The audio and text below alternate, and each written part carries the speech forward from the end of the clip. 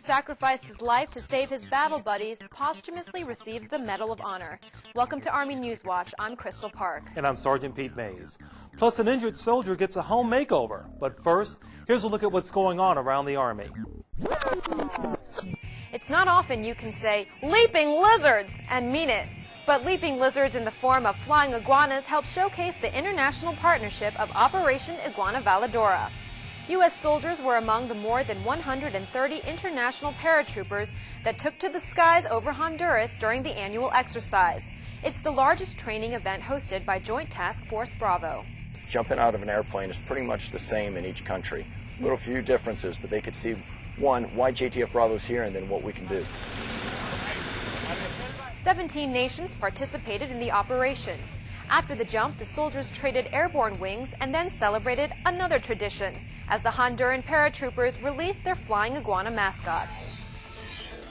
The Army and Microsoft have teamed up to create the largest Microsoft IT Academy in the world.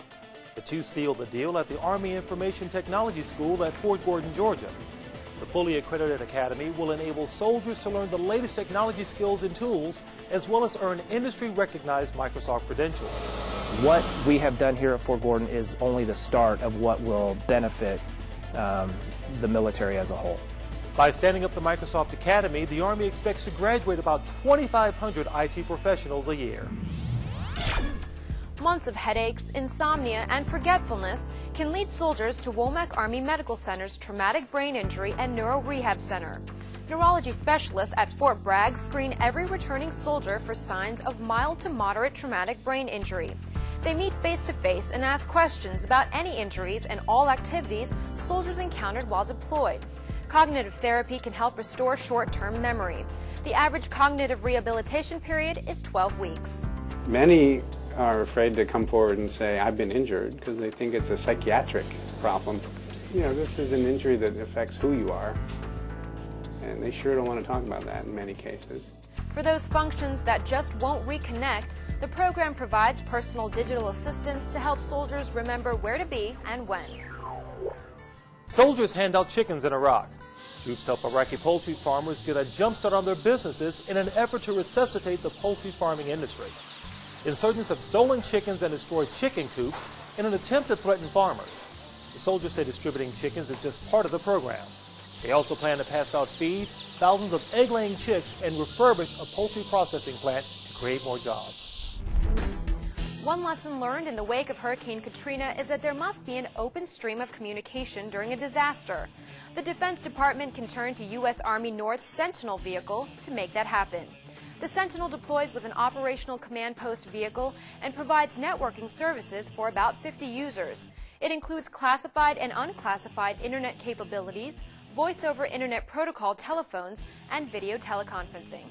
Basically, the Sentinel's configuration and the supporting equipment that we bring along with it allows the Army North Operational Command Post to operate in any austere environment. Well, it's time to give a big Army hooah to the stations that bring Army Newswatch into your home, and especially the MAC channels 98, 22, or 15 in Waltham, Massachusetts. And MCTV 10, Marshfield, Wisconsin. Thanks for watching. Don't go away. Observation Post helps soldiers keep an eye on key routes in Afghanistan. And there's no other job like this in the Army. Stick around and we'll tell you all about it when we come back. Hey, you want to make a difference and make new friends? Me? Try volunteering. Are you into it? Call 4-H or check out our website at areyouintoit.com.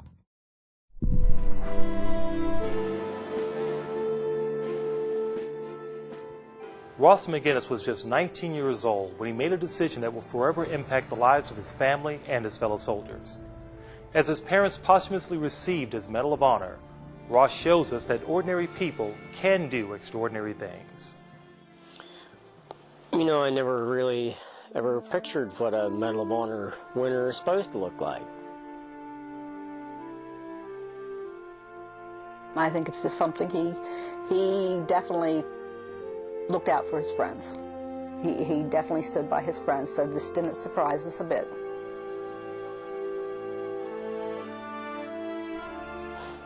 I would think of somebody like a John Wayne character, in the movies where the guy is macho and tough and fears nothing. But of course, that's not anywhere close to what my son Ross is like.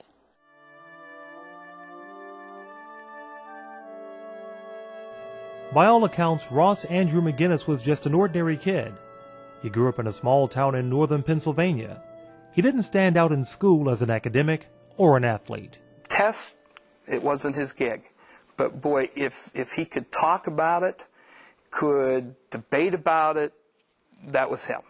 That was Ross. McGinnis joined the Army on June 8, 2005 after graduating high school. Everyone took notice of the new Ross McGinnis when he returned home to his sleepy town after completing basic training at Fort Benning, Georgia.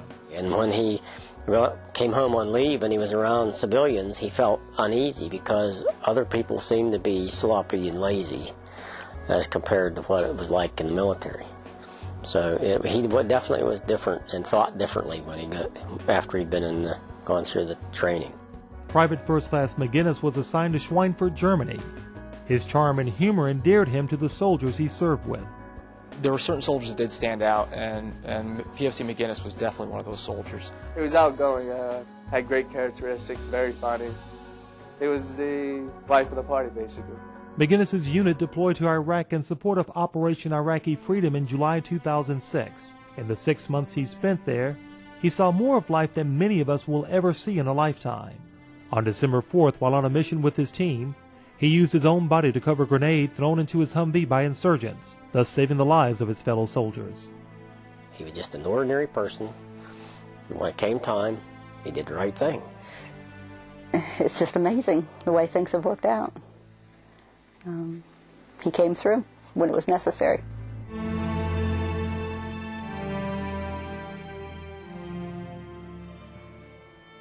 Ross McGinnis was posthumously promoted to the rank of specialist. To learn more about his story, you can log on to the Spotlight section on the Army homepage. What happened December 4th is about more than the loss of a life and an honor bestowed upon a 19-year-old from Pennsylvania.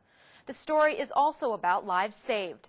Ian Newland was one of the soldiers saved when Ross threw himself on top of that grenade. Sergeant Raymond Flores has more.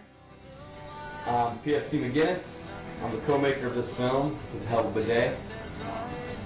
We've been in Iraq for about three months, 3 good months. We've seen quite a bit of action already. We don't need to see much more. It's said time heals all wounds. But for Ian Newland, time plays over again and again. I remember it every day. I live with that. I see it every day. He was facing me when it detonated, so I've got a good year of memories of him and all of his life and how full of life he was, and him playing with my kids, and I also have a memory of how gruesome combat can be. Ross McGinnis absorbed the brunt of the grenade. Still, Newland's body was riddled with shrapnel. Many surgeries later, he still has 50-plus pieces of metal under his skin. By all means, I should have died that day. That many other days, but that day was more certain than the rest. My kids would have been like so many others growing up without their father who died in Iraq or in Afghanistan. My wife would have become a widow. It's true, Newland says. After a near-death experience, the grass looks greener, things smell better, and the little moments, their worth is immeasurable. Meet Haley, Newland's little princess. Well, he plays with me a lot, and when my mom's gone, and if she's downstairs, we sneak in my dad's room. There isn't a single day or an hour that goes by that I don't take in everything. The smell of my daughter's hair, or just the smile my son would give me anonymously out of nowhere. The soft touch of my wife's hand, just driving in the car. Normally, those are things people might take for granted, but on a daily basis, on an hourly basis, I'm able to appreciate and have these things all over again, every day, every hour, because of that. because of what Ross did. He gave me my wife and my kids back. The nation honors Ross with its highest award, but for Newland, it's hard to say thanks for the gift of life. Someone gives you a life, lets you live, gives you their life. I mean, can you thank them enough? Is that possible? I think for me to thank him is to do everything that I can do, to live my life to the fullest, to show Ross that, no, I will fight through all odds, because if he can have courage like that, if he can give up his 19-year-old life, then I can live the rest of my life, however long it is, to every day's fullest. Anybody watching this is our lives.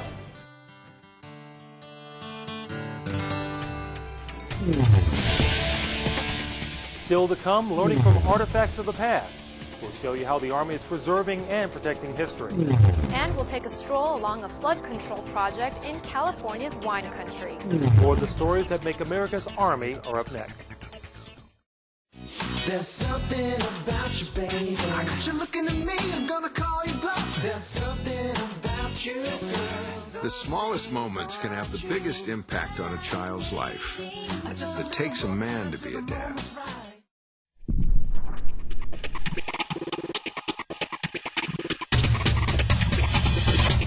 Welcome back.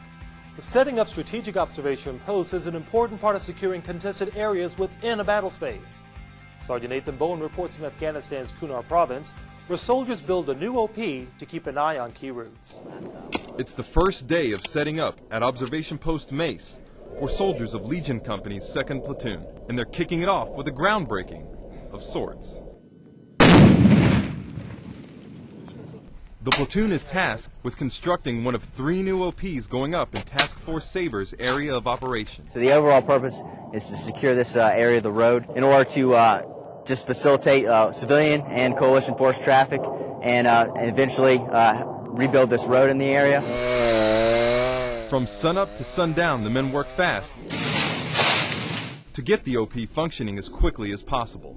A large element from Forward Operating Base Naray will move into the valley in just a few days, and Mace has to be ready to provide protection for them. They spend long hours digging through solid rock to build up gun positions, stringing up razor-sharp concertina wire over half a mile around the perimeter, and prepping hasty positions for personal safety. The activity on the OP doesn't go unnoticed, as intelligence reveals that insurgents are watching from the surrounding area. Air support is brought in to provide additional security for the platoon while they continue construction. This OP has a special significance for Staff Sergeant Kyle Seitz. Its presence will deter ambushes like the one he was wounded in last year while patrolling along this exact route. Roger, I believe the establishment of this OP and OP Hatchet will limit the ACM's ability to move through the Gardash River Valley area. The paratroopers of 2nd Platoon will occupy OP Mace for the remainder of the deployment. Task Force Saber soldiers, who will be rolling into the Gardash Valley soon, can breathe easier knowing they have a Legion watching over them. Army Sergeant Nathan Bowen, Kunar Province, Afghanistan. One of the top priorities for the U.S. military in Afghanistan is construction. Gail McKay brings us the first of several reports on the projects and the people behind them. How long does it drive for until you take First Lieutenant Laura Lyons says the knowledge she's earning in Afghanistan is priceless. Start work on that, Lyons is a certified mechanical engineer, tasked these days as project engineer for the Mezza Sharif Regional Headquarters and Logistics Center in northern Afghanistan. When I first came here, I didn't know that much about construction, but I learned so much here getting thrown into this position.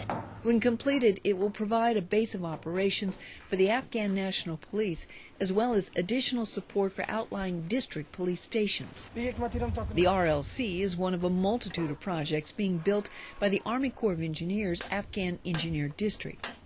The AED is tasked with developing security-oriented construction in all 5 of the coalition's regional commands.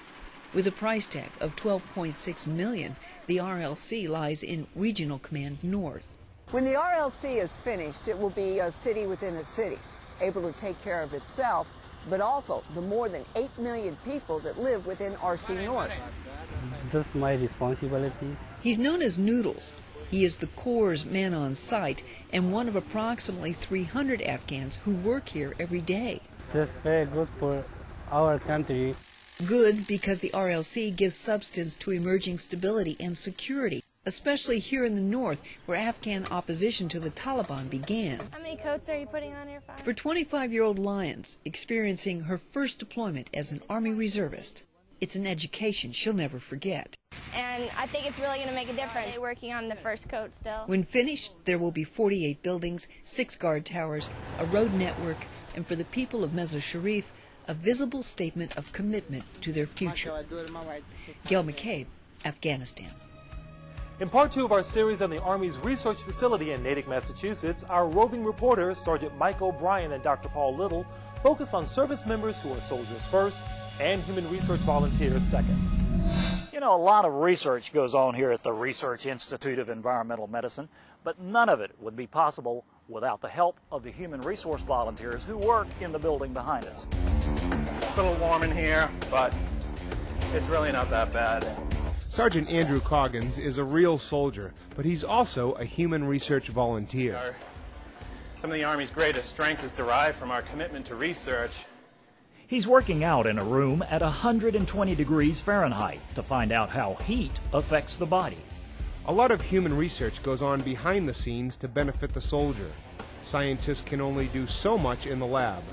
They need real people to make sure the theories they're testing will work. We try to simulate the conditions that the soldiers deployed, let's say, to the high mountainous areas of Afghanistan encountered, where we try to simulate those in the chamber, and in order to do that effectively, we need soldier volunteers. It's a good experience. You get to see a lot of stuff that you probably will never see. A lot of it way before it hits the field, and it's just nice to know people are helping the Army like this. This is the altitude chamber. Let's go check it out. This room can take a volunteer up to 30,000 feet, but for this study, they went to 15,000 feet. Can you imagine spending 42 days in a room this size? That's what 8 volunteers did in the 80s when the Army simulated a climb to Everest. But why would soldiers want to be an HRV, a human research volunteer? Some are actually interested in science. They want to be involved with something that they know will ultimately improve the equipment sets and the training and doctrine that our soldiers undergo. All right, we're going up at about 1,500 feet per minute. And it's a wonderful match made in heaven because they think and they are making a difference for the very kinds of equipment sets that they may likely use themselves one day. Preliminary diagnosis. Since 1954, 3,700 soldiers like these have done the research so that soldiers like these have it easier in the field and can do their job better. Sergeant Mike O'Brien and Dr. Paul Little, Natick, Massachusetts. Many Army installations are home to significant cultural resources. Without disrupting training, cultural resources managers throughout the Army seek to identify and protect what artifacts they find, hoping future generations will learn about the world today by getting in touch with the past. James Williams has more. At first glance, the Mojave Desert might seem barren and devoid of humanity. But look again, and you'll see what Luz Ramirez sees. The past and the present all merge in one. One can almost see the early people moving through this area. The people who lived here thousands of years ago left behind an early form of expression called rock art. Have you ever seen something like this? Ramirez is an archaeologist and the cultural resources manager at Fort Irwin. Consider this her office. Well, most of my learning is in the field. Ramirez points out the various forms of rock art she and her colleagues protect. You have this rectangular feature that connects with this semicircle. Rock art can be classified as geoglyphs, which are rock alignments you see here, petroglyphs, which are pictures carved into rocks, or pictographs, which are pictures painted onto rocks. They can include pictures of animals, humans, geometric shapes, or environmental symbols. Petroglyphs are much easier for the untrained eye to recognize than geoglyphs. In this case, you have 2 big horns. Ramirez believes this abstract signifies that this was once a good hunting area. Fort Irwin's Cultural Resources staff has become adept at identifying, evaluating, protecting, and managing the artifacts they discover.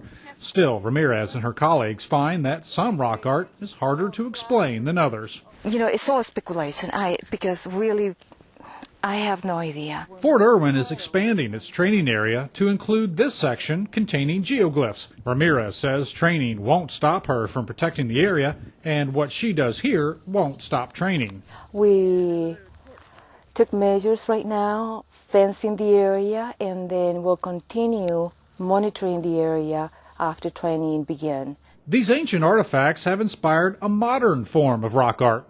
Soldiers who come to Fort Irwin leave their mark on a wall of rocks just outside the main gate. James Williams, Fort Irwin, California.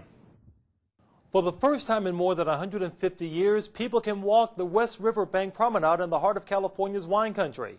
This 14-month makeover is the centerpiece of Napa's flood control project. Mary Cochran was at the opening ceremony. The beauty of Napa Valley, certainly worth a picture or two, as is this.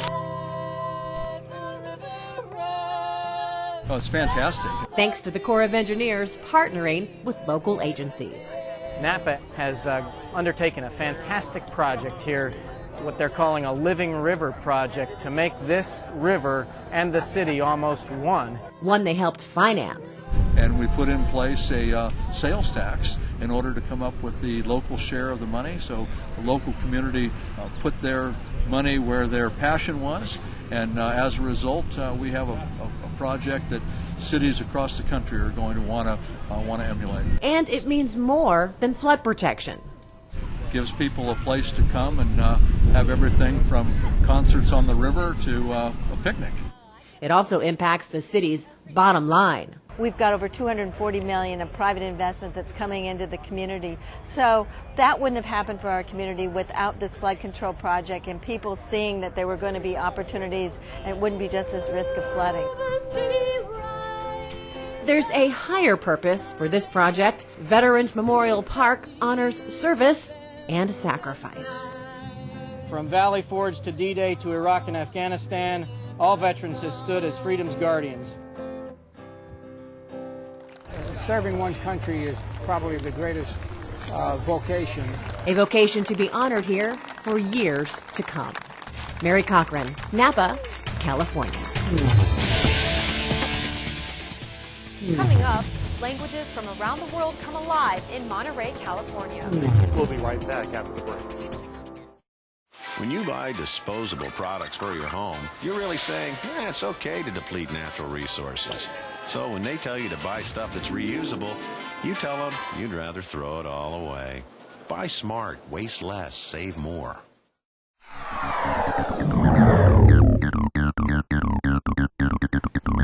Welcome back. After returning home from war, the last thing you want to do is fix a leaking roof or the plumbing. Home repairs are time-consuming, not to mention expensive. Heroes at Home is a non-profit organization that does the dirty work for veterans. 26 Satinwood Street is getting a major facelift. Christopher and Barbara Joseph have called it Home Sweet Home, but after years of wear and tear, the house was in need of some major repairs. Mr. Joseph was overwhelmed. These repairs might not have happened no time. I can tell you, no time sooner would have happened. Enter Heroes at Home. Nonprofit group Rebuilding Together has teamed up with Sears and Kmart to create Heroes at Home, a program that helps veterans like Mr. Joseph make home repairs they might otherwise not be able to do themselves. I'm overwhelmed to the amount of work the volunteers have come down. I mean, I got all these people here, and I never expected this to be happening, and I'm really happy, and I hope that other veterans get to see this. A 23-year veteran of the Army Reserves, Mr. Joseph retired in 2006 when he was medically discharged after suffering a back injury in Iraq. Made possible by the generosity of the American people, Heroes at Home raised more than $4 million last year to help military families across America. Customers can donate at their local Sears stores or online. Veterans and their families make such an ultimate sacrifice for us to live in the comfort that we live in here. And I just feel that, the country should give back to them. The actual repairs are made possible by these guys. volunteers from all walks of life, many who've come on their day off. Just help others. Just to help out, you know? It makes a difference. Everyone helped out, everything will be a lot better. It's easy to see the fruits of their labor on the outside of the house. But if you look closely, you can see the immeasurable joy their efforts have brought to the family. This is nothing less than a blessing, and I want each and every one of you to have as much and more. Making language come alive. Culture displays and colorful stage shows introduce new cultures to visitors at the Defense Language Institute's Language Day celebrations. Jeannie Ryan has more. From shimmying Egyptian belly dancers and sizzling kebabs to Russian singers and graceful Korean fan dancers, Language Day was a window to the world. Students at the Defense Language Institute created a world showcase to share the culture behind the languages they're learning. It's really interesting how the Arabic culture can tell stories that way. A lot of their Bedouin culture comes from stories, where the storytellers are really important, and stories through dance are just so provocative and important and cathartic to the population that watches. The audience just loves it. Visitors had a chance to jump on stage and learn some new moves, taste test culinary treats from around the world, Very pretty. Oh. and try on ethnic outfits. High school students learned interesting facts about a variety of countries and even had their names printed in several languages. So those are pretty interesting. For Arabic language student Sergeant First Class Richard Harnessy, the exhibits gave him a way to share his upcoming deployment to Iraq with his sons. It's good to introduce my boys to this culture since I'm studying it. It's going to be a big part of my life. It's important, I think, especially as Americans, a lot of time we don't really know a lot about other cultures. For others, it was their first exposure to a culture different from their own. I knew of troops that went over to Afghanistan, but as for really understanding the people, the culture, or the language, I had not had exposure until now. DLI students say it's fun to experience the culture outside the classroom, and being able to share it with others makes all those hours of studying worthwhile. Jeannie Ryan, Monterey, California. I could go for one of those kebabs right now. Oh, you're telling me. Oh, yeah. That's good. Well, that does it for this edition of Army Newswatch. Join us again next time for the stories that make America's Army.